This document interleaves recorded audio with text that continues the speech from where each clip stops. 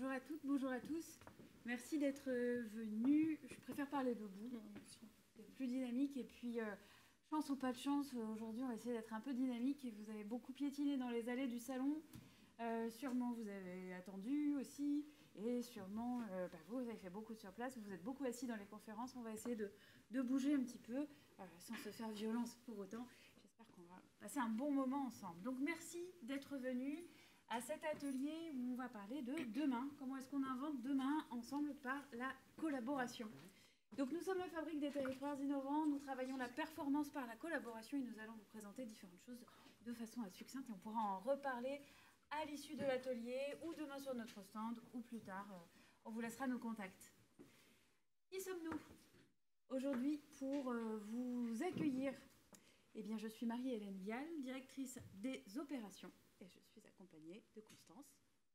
Bonjour, enchantée. Donc, Constance Duluc. Donc, je suis consultante actuellement à la Fabrique des territoires innovants, donc, pour œuvrer pour demain.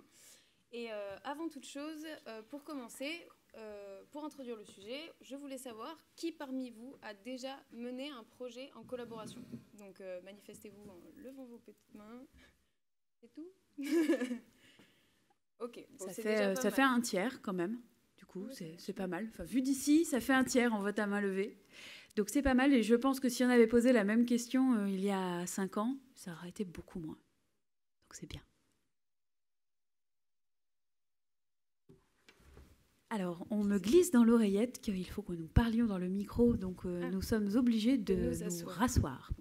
On va essayer de rester dynamique tout en étant assis. Alors, on va quand même vous parler de qui nous sommes et notre raison d'être. Donc, nous, à la Fabrique des territoires innovants, on accélère l'adaptation des organisations publiques et privées au marché, à la société, aux poussées externes. Donc, tout ce qui se passe de façon sociale, économique, environnementale. Le monde s'accélère, ça c'est un constat qu'on fait tous. C'est-à-dire que les raisons pour lesquelles nous avons été créés en 2014 sont les mêmes aujourd'hui, mais sont beaucoup plus prégnantes, beaucoup plus marquées autour de besoins qu'on constate tous, des besoins socio-économiques dans les organisations, dans les territoires, dans les entreprises, chez les maires de petites communes, chez les conseils de grandes agglomérations, dans les métropoles ou dans les départements.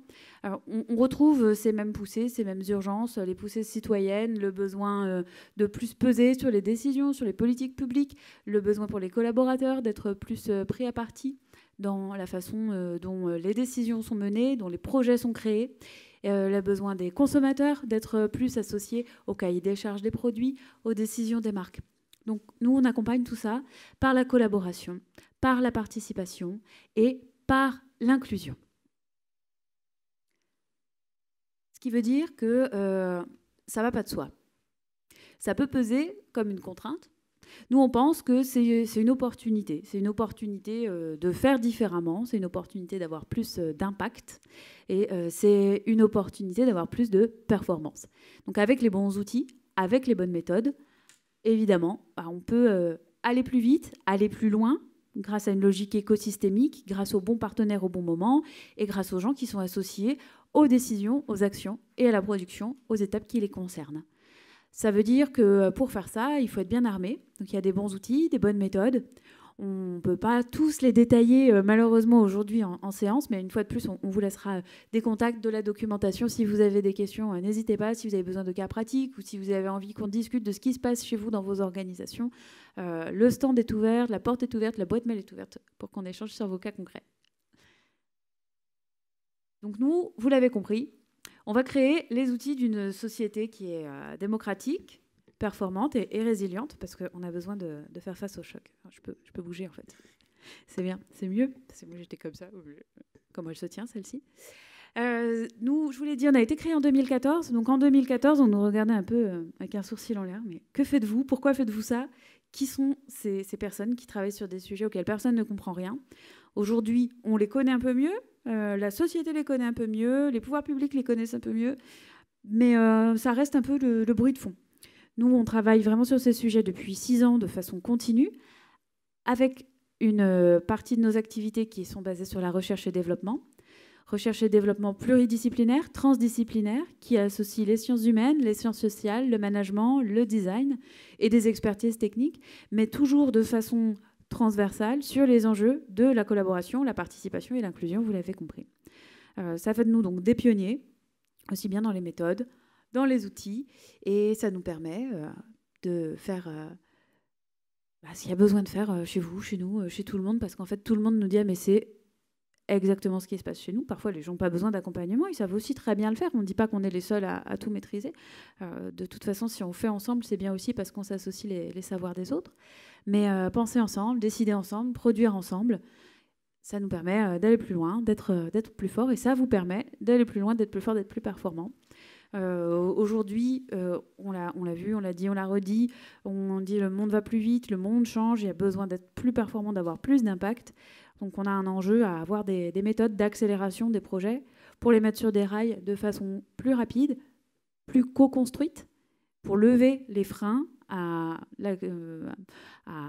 l'acculturation, à l'appréhension, au fait de bien accepter les projets qui sont lancés, lever les freins dès le début pour, dans la partie opérationnelle des choses, pouvoir avoir un déroulé plus efficace et sans heurts, mieux accepté, et puis continuer de travailler des thématiques comme l'inclusion, des sujets comme la marque employeur, comme la culture d'entreprise ou comme l'attachement à son territoire.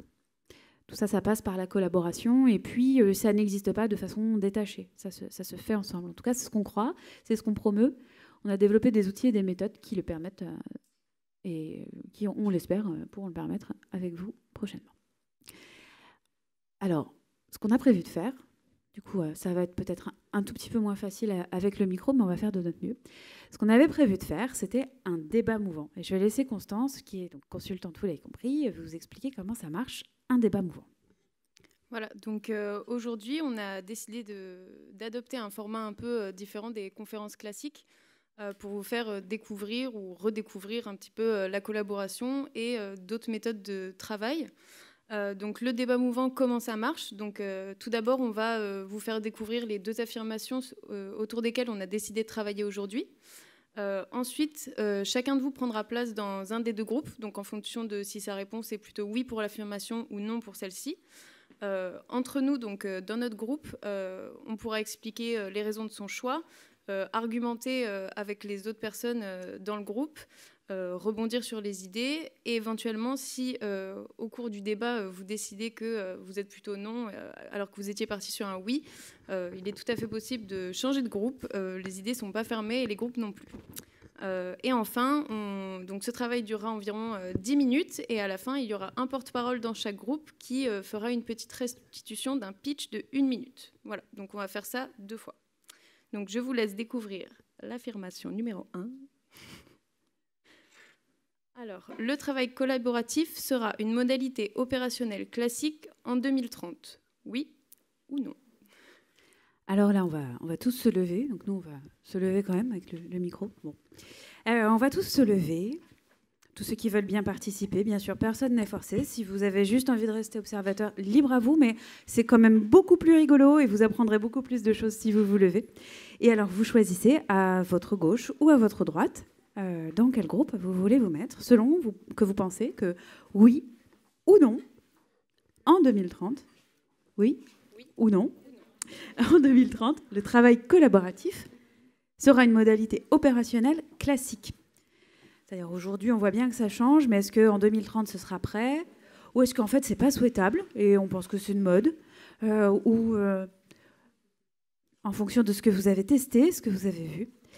Et puis alors, après, on va prendre quelques minutes. On ne pourra pas faire un tour de table et tous se présenter, bien sûr, mais on va se dire pourquoi on a choisi tel ou tel côté. Alors, on voit qu'il y a un côté qui a déjà beaucoup plus de partisans et quelques courageux qui campent sur leur position. Moi, je félicite les courageux et les courageuses qui sont restés dans leur camp choisi.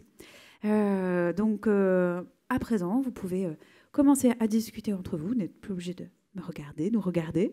Nous, ce qu'on va faire, c'est qu'on va passer dans vos groupes pour discuter avec vous. Et puis, pendant le temps qu'on arrive, on va choisir un numéro 1, puis faire passer la parole pour dire peut-être pour quelles raisons il a rejoint ce groupe, ou quelles sont ses motivations à penser ça, ou quels arguments. Donc, tout simplement, peut-être dire, eh bien, moi, je suis venu parce que je pense que... Voilà. Monsieur, par exemple, je vous laisse la parole dans votre groupe pour commencer. Vous êtes venu parce que vous pensez que... Et alors, dans votre groupe, monsieur masqué tout devant, vous pouvez être le numéro 1, monsieur qui... ou peu importe, involontaire. Et alors... Oui, alors nous, il faut qu'on remette nos masques.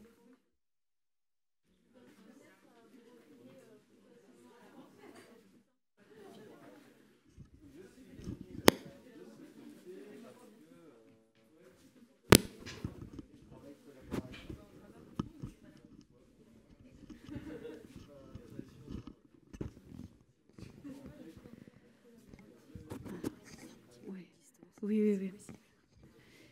Alors, on va essayer de respecter un tout petit peu les distances. Je sais qu'il y a un groupe qui est plus nombreux que l'autre, et que du coup, c'est un peu moins facile. Donc, il faut parler un peu fort.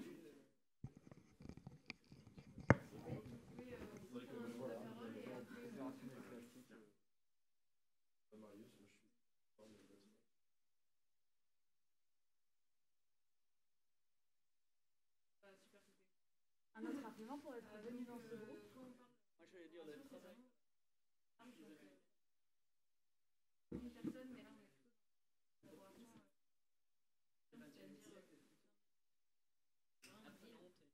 plutôt dans vraiment une spécificité.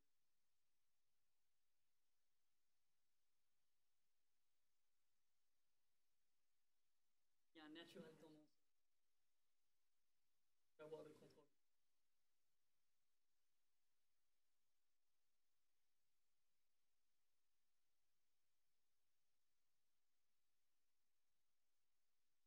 Autour d'une table où les gens peuvent web ou en nous.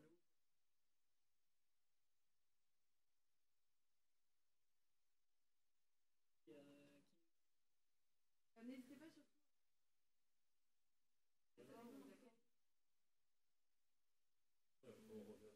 Comme ça. Alors juste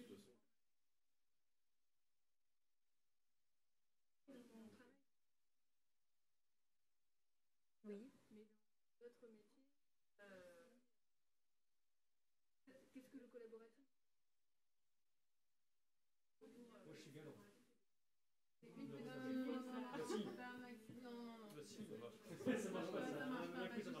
Alors, si je peux me permettre un tout petit élément de réponse, ce que vous décrivez, c'est la première brique, et c'est déjà très très bien. Il y a plein de gens qui ne savent même pas encore fondamentalement le faire. C'est le travail d'équipe, le travail collaboratif, il est encore plus ouvert.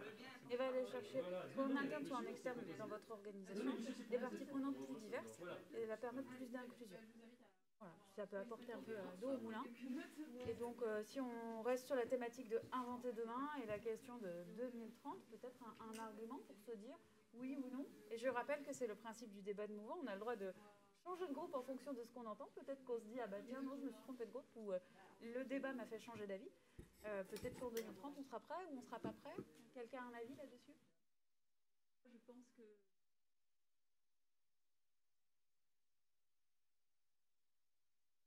de sens par rapport à la collaboration, ça qui peut répondre à ceci.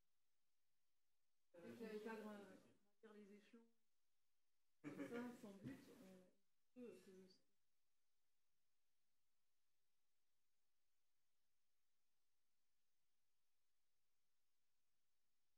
c'est générationnel et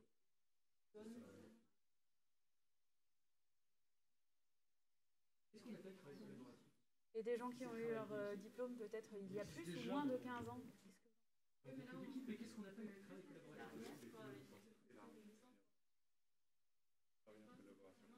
C'est-à-dire que, par exemple, l'ADN, la communication, on va travailler.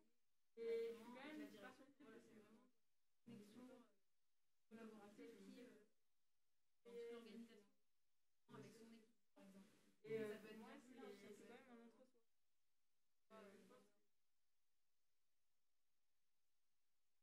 Cette fibre-là. Et après, c'est comment est-ce que...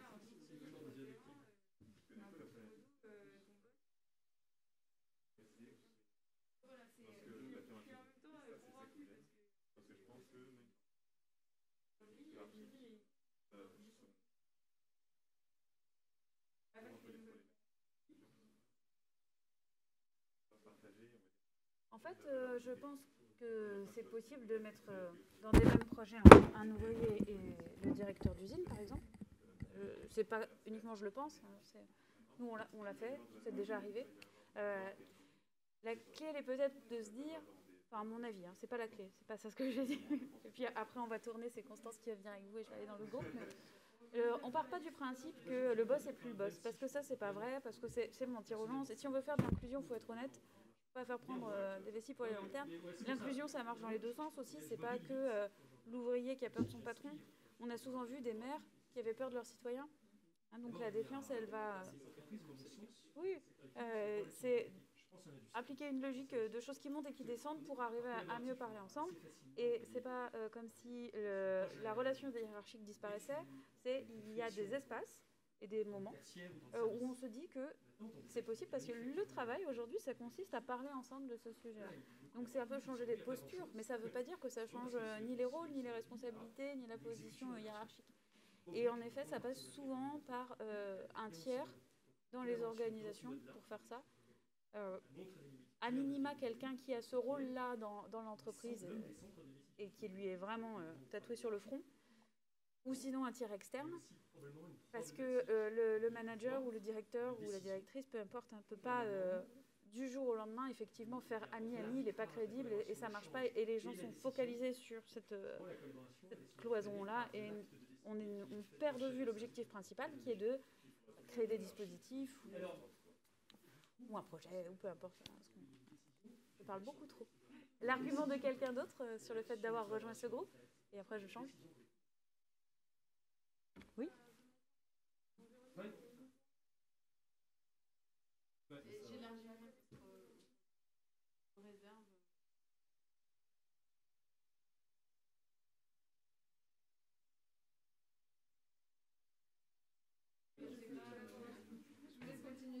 mais après, il y a vraiment il y a des méthodes, des outils qui permettent en tout cas... Très intéressant. Merci. Alors j'en profite pour rappeler quelque chose que Constance nous a dit tout à l'heure, c'est que à la fin de cet échange, donc dans quelques minutes, il va falloir faire une petite restitution de tous les arguments du groupe. Donc ceux qui aiment bien parler ou qui n'ont pas peur de le faire en public, il va falloir présenter au groupe d'en face nos arguments de groupe. Réfléchissez. Allez, on change.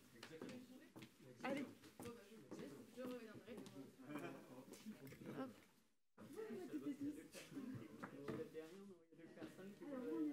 Le dernier argument pour avoir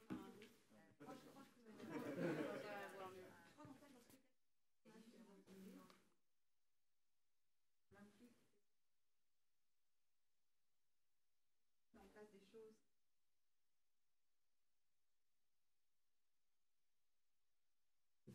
J'ai l'impression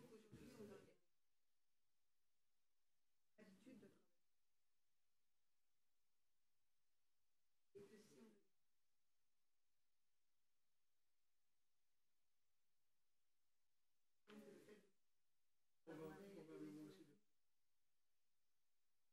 on a l'habitude de travailler.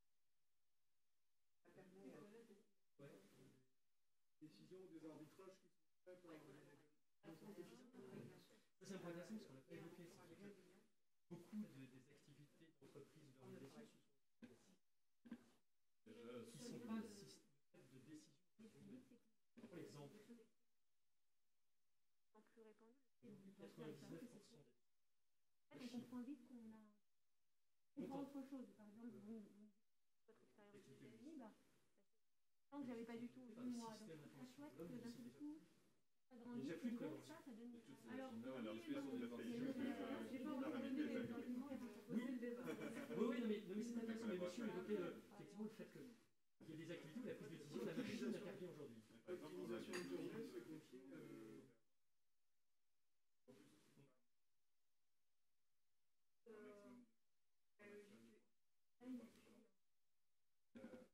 de remonter par les agents.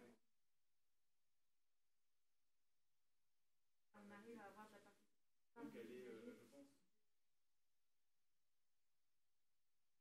Voilà, oui ou non, c'est pas une modalité opérationnelle réalisante. Collaboration, coopération.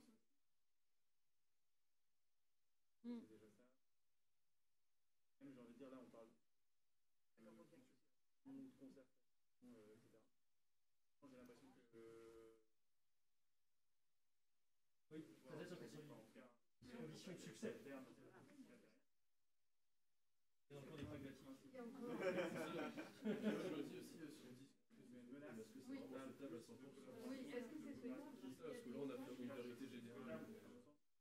Après, ça va forcément perspective réelle, parce que j'ai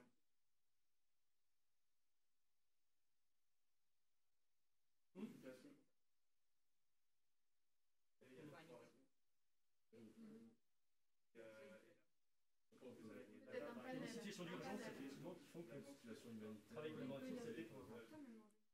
Tout le monde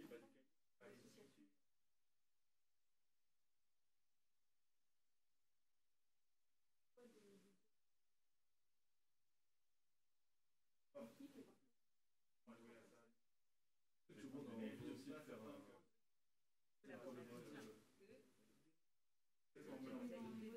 Rebondir juste sur le notion de big data. Cette notion de data est une grande partie de nous dans l'ordinateur.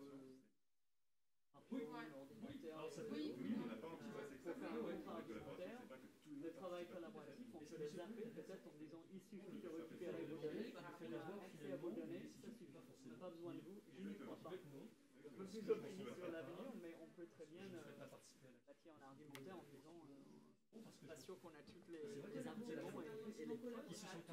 Quelles sont les preuves concrètes qu'on est en train d'engager un travail collaboratif, quoi. C'est peut-être Ce ne sont pas forcément légitimes. je reste dans la convie, mais j'introduis cet élément. Et on va peut-être dire il faut qu'on commence ce sujet. Pour autant, je pense qu'il y a peu de temps, j'ai compris que collaboration, alors je ne sais pas quel terme utiliser. En fait, ça n'amène pas forcément un consensus. C'est pas l'objectif en fait. D'entendre des points de vue. Enfin, moi, de mon point de vue, c'est d'entendre des points de vue. Et à une décision. Je ne crois pas, dans mes convictions, je ne crois pas qu'il faut chercher un consensus entre tout. C'est pas possible. collaboration de c'est plus de la vie d'un acteur. C'est juste pour prendre des décisions. C'est pas de faire en sorte. La collaboration, Ça peut être concerné, motivé, peut-être aussi biaisé. Parce qu'on est impliqué personnellement, on a a priori ou un avis. Eux, effectivement, biaisé parce que on n'est pas forcément biaisé. Pas forcément, on y vient en neutre. On arrive avec un bagage. La décision, le travail collaboratif peut lui-même être biaisé. Et que. Mais d'où l'intérêt d'avoir un panel. Ouais. Pas s'en remettre une seule personne. Je pense qu'il y a un exemple. Enfin, 150, c'était pas. Mais non, mais c'est vrai qu'il y a tout un processus. Ouais, et puis il y a un processus.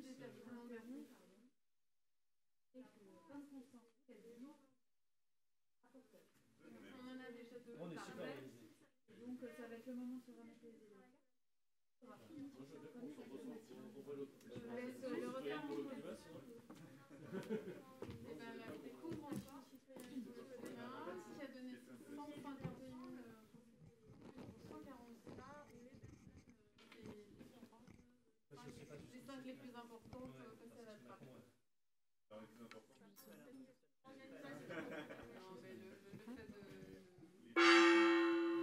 Le temps est écoulé. Bon, alors ça sonne la fin de cette Rapporteurs et rapporteuses, vous êtes attendus à l'accueil. Est-ce que vous aviez choisi un porte-parole avant toute chose pour reporter un petit peu ce que vous vous êtes dit? Alors, est-ce qu'il y aurait un gentil volontaire, pour ne pas perdre de temps, qui souhaiterait faire porte-parole de ce qui a été dit entre vous pendant ces 10 minutes, peut-être? Ok, super. Parfait, merci beaucoup. Alors, on vous laisse vous approcher peut-être un peu devant pour pouvoir faire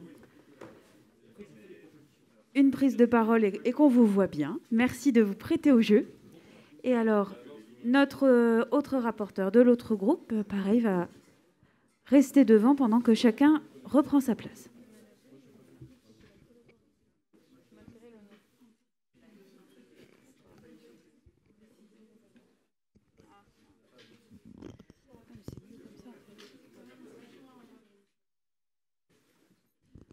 Alors, je ne peux pas vous prêter le micro avec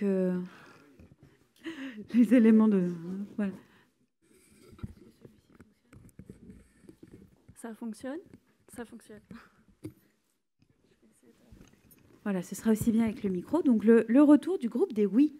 Donc, le groupe des oui, je vais essayer de faire un retour aussi fidèle que possible. On s'est d'abord interrogé sur le sens de collaboration, en se disant que le premier pas, c'était le travail d'équipe, mais que ça pouvait être aussi la coopération, le co-développement, la co-construction. Et dans le groupe, les échanges laissaient à penser qu'on ne mettait pas forcément le même sens derrière ces mots. Ensuite, on s'est interrogé sur un peu les règles du jeu que ça impliquait, parce qu'il peut y avoir une impression de greenwashing quelque part derrière l'utilisation du mot, de collab-washing. Et une des réflexions pouvait être de savoir qui, in fine, décidera, parce que c'est souvent un travail de groupe, mais est-ce que la décision sera une décision de groupe, ou est-ce qu'il y aura une personne à qui on aura attribué le rôle de décider, ou un groupe de personnes à qui on aura attribué le rôle de décider. Il me semble que c'était les deux grands thèmes, mais dans mon groupe, s'il y a un thème que j'ai oublié, n'hésitez pas à lever la main pour compléter. Voilà. Oui, ça a l'air fidèle, on ne va pas de main se lever. Merci beaucoup de vous être prêté à cet exercice. Et alors l'autre groupe, pour une restitution rapide également, comme ça on va faire après la deuxième phrase du débat mouvant. Alors, donc nous on était plutôt pour non, sachant que nous collaborons à deux pour restituer. Donc Marius et Laura. Ouais. Voilà. Donc en premier lieu, en fait, ce qu'on s'est dit, c'est que on ne pouvait pas affirmer de manière générale que le travail collaboratif allait être possible de manière opérationnelle classique en 2030. On ne pouvait pas le dire à 100% pour plusieurs raisons, car il y a des secteurs tels que l'industrie ou la manufacture où le travail collaboratif peut être très compliqué, où il y a certains cas aussi, comme des situations d'urgence, où on ne peut pas faire un travail collaboratif pour faire une décision, par exemple. Un bateau qui est en train de s'enfoncer dans l'eau. Voilà, ou une crise humanitaire très forte qui touche un pays, par exemple. Enfin, il y a plusieurs exemples à prendre. T'en as d'autres? Oui, en fait, on a parlé des conditions pour que ça puisse se réaliser d'ici 2030, et on pense que c'est trop tôt, parce que ça nécessite de la part des personnes qui sont impliquées, des hommes et des femmes, un niveau de conscience qui est la conscience de ses peurs, la conscience des mécanismes de défense qui font qu'on bloque, on devient rigide d'un point de vue comportemental. Il y a des problématiques de pouvoir, il y a des problématiques de manque d'estime de soi, qui fait que les personnes préfèrent se retirer parce que s'estiment pas assez compétentes pour pouvoir décider ou collaborer. Et après, on aurait pu continuer à travailler sur qu'est-ce que ça veut dire collaborer. On peut décider de collaborer sur des modalités de collaboration, par exemple. Voilà, donc en tout cas... Voilà, vraiment une question de pragmatisme. Aussi, est-ce que c'est souhaitable à 100%? Est-ce que tout le monde a envie de participer? Enfin, il y a tout ça aussi qu'on peut se poser. Est-ce qu'on peut... et à la fin, on avait abouti, pour finir... Enfin, on avait parlé aussi de tout ce qui est décision algorithmique, qui passe de plus en plus souvent par les machines, et donc qui marche de manière très, très hiérarchique. Enfin. Et enfin, on avait fini par la Convention citoyenne pour le climat. Alors, de ce que j'ai compris, ça va être un peu compliqué. Merci le travail beaucoup. était très intéressant, mais les décisions finales n'étaient pas abouties, en fait. C'est ça. Alors que c'était un travail collaboratif. Super, merci beaucoup. Alors, on va faire la deuxième affirmation. Même exercice sur la deuxième affirmation. On va pouvoir aller un petit peu plus vite parce que vous avez compris comment ça fonctionne. et puis qu'on a un chronomètre à respecter. C'est vrai, vous avez vu que c'est des thématiques qui peuvent nous emmener assez loin. Et puis après, Constance et moi, on vous fera un retour à chaud rapide sur tout ce qu'on a entendu. Et déjà, un grand merci de tout ce que vous nous livrez. C'est très intéressant. Donc la deuxième affirmation, Constance. Alors, en 2030, les décisions stratégiques seront prises en collectif. Oui ou non? Vous avez tous introduit le sujet dans vos groupes respectifs, donc c'est super. Je vous invite à aller au oui ou au non. Voilà, donc précédemment, on a parlé des enjeux opérationnels et là, on parle des enjeux stratégiques. Comment la collaboration va se traduire en 2030 dans la prise de décision stratégique? Oui, c'est toujours le groupe oui. Alors là, on sent que la prise de décision est déjà un petit peu plus difficile. Hein, on hésite, mon cœur balance gauche-droite. Oui, non. Alors, on ne va pas au centre, non. C'est pas le but du débat mouvant, parce que si on est au centre, on risque de pas beaucoup bouger. Et d'ailleurs, j'en profite pour rappeler que vous pouvez changer de groupe. On a vu personne changer de groupe tout à l'heure. C'est une modalité pratique possible. Vous avez le droit de changer d'avis si les arguments des uns et des autres vous font hésiter, vous éclairent. Alors, on va commencer les échanges. On va aller un tout petit peu plus vite cette fois-ci sur les échanges, puisque je pense que la parole est maintenant libérée. Alors, avant toute chose, je vous propose que quelqu'un propose sa participation pour la parole. Ça, intensément s'est enlevé. On peut discuter tranquillement ensuite. Assez motivé. Alors, pour quelle raison vous avez choisi le clan du oui? Je vous invite du coup à commencer un petit peu à débattre sur ce sujet.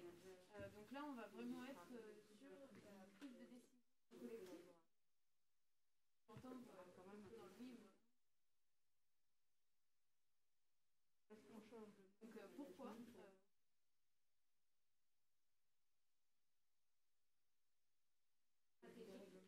pour les entreprises.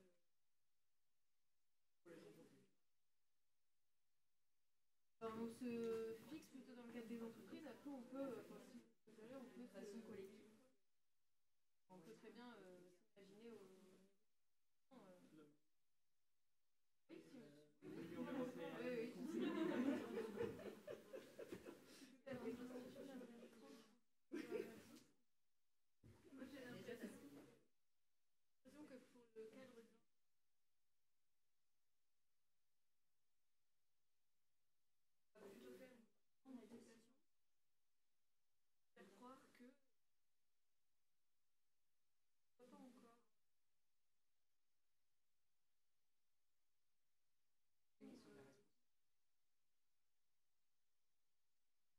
Alors là, en 2030, il faudrait définir le collectif, peut-être.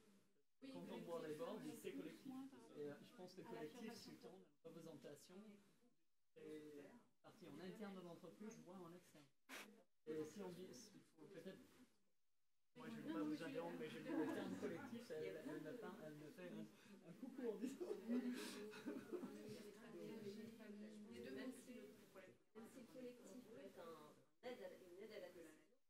La plupart des salariés dans une entreprise de l'entreprise, c'est aussi d'être emmené par un capitaine qui prend une décision.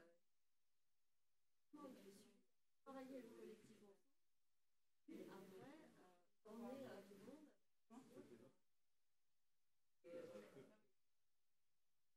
Souvent, on arrive dans un espèce de entre-nous, un collectif et ça. Et notamment, on ne parle pas des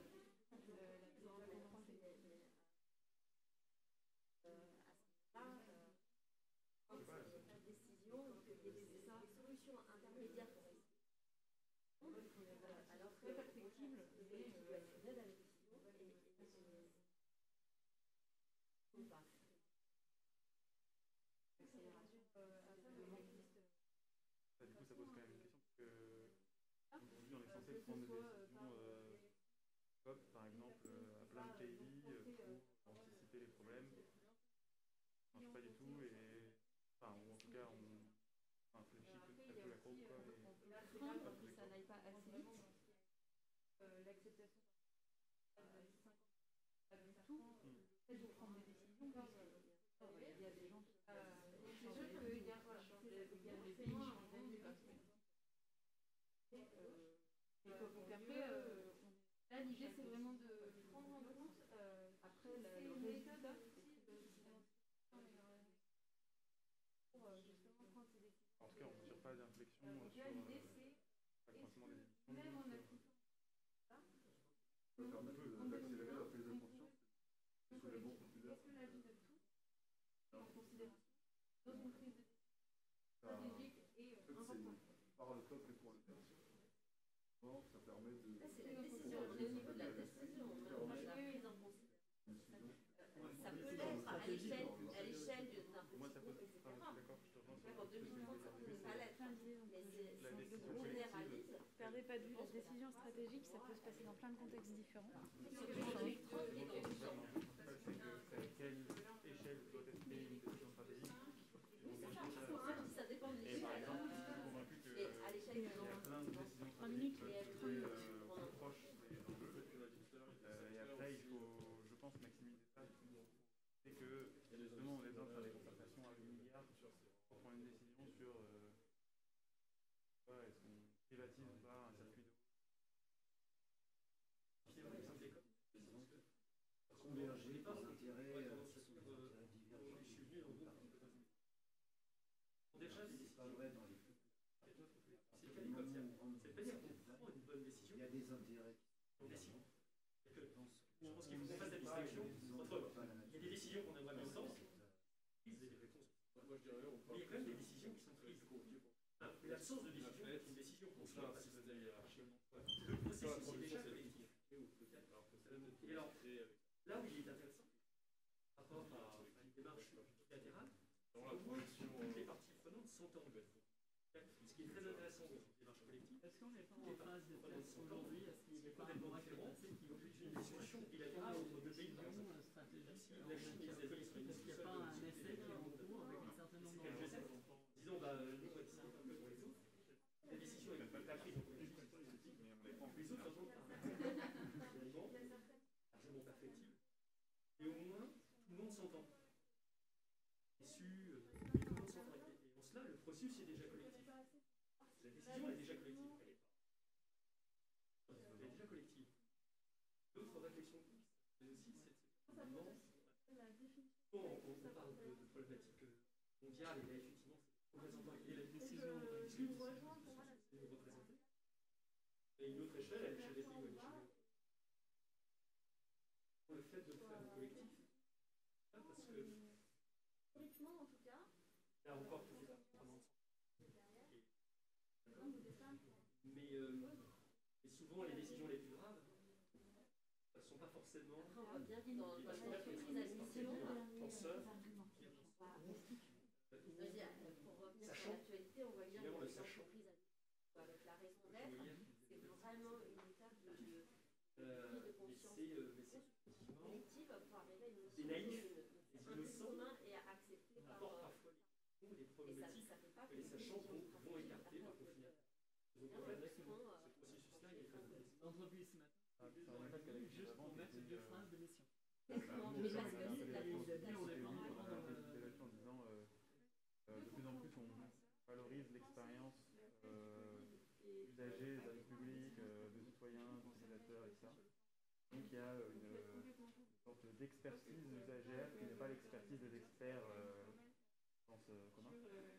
Et je pense que la vraie question du coup, alors certes en tant que peut-être moi citoyen qui bientôt vais moins avoir d'eau au robinet ou par exemple,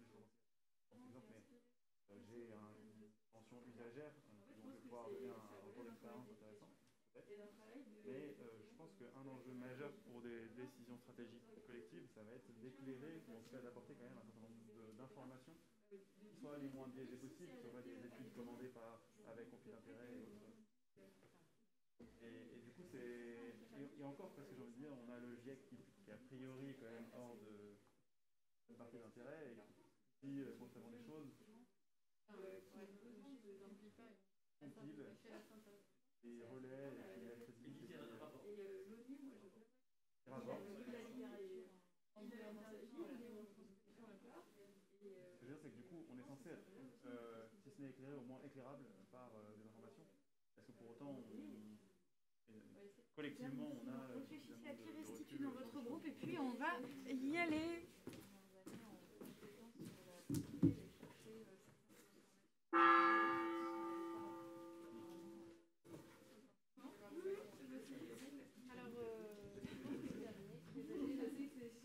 Mesdames et messieurs, merci d'avoir participé à cette deuxième phase du débat mouvant. Je vous prie de bien vouloir rejoindre votre place tout en respectant les distances de sécurité et de désigner un rapporteur dans votre groupe. Cette fois-ci, on va commencer par le groupe des non et on finira par le groupe des oui. Alors, vous m'entendez? Est-ce que je peux l'amener par là? Ah oui, c'est cool. Alors, dans le groupe des noms, c'est interrogé, on a eu beaucoup d'interrogations sur la sémantique, tant sur que signifiait le collectif que la stratégie. Alors, pour ces deux mots, collectif, on s'est interrogé sur est-ce que le rôle du collectif est un soutien, une aide à la décision? Est-ce qu'il implique toutes les parties prenantes? À quelles échelles? Selon quelle temporalité? Bref, du débat. Et ensuite, pour le côté stratégique, ça impliquait effectivement de se poser la question pour quelles institutions, quelles organisations, quelles échelles, quels secteurs, à quel stade de maturité. On a plutôt conclu finalement que dans ce groupe des noms qui était quand même très pollinisateur, si je peux dire ça comme ça, que finalement il y avait quand même des risques, à savoir des intérêts qui pouvaient diverger, des risques concernant aussi quelle est la stratégie et comment est-ce qu'on implique, à quel niveau on implique quel collaborateur dans cette stratégie. Et on a pu conclure que en fait, ça relevait d'un travail d'éducation et que même si ce n'était pas forcément dans les mœurs maintenant et peut-être pas dans les mœurs dans 10 ans, il y avait quand même des organisations inspirantes qui pouvaient essaimer ce genre de pratique et faire ce travail de coopération, quoi. Voilà. Je vous remercie. Merci. Merci beaucoup. Et le groupe des oui maintenant? Waouh, il y a du niveau là.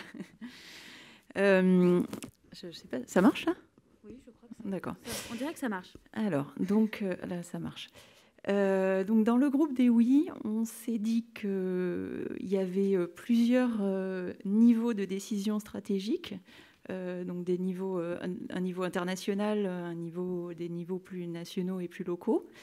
Que les décisions stratégiques se prenant en amont des décisions opérationnelles, il y avait plus de probabilité qu'en 2030, on prenne des décisions stratégiques que déjà des décisions concrètes.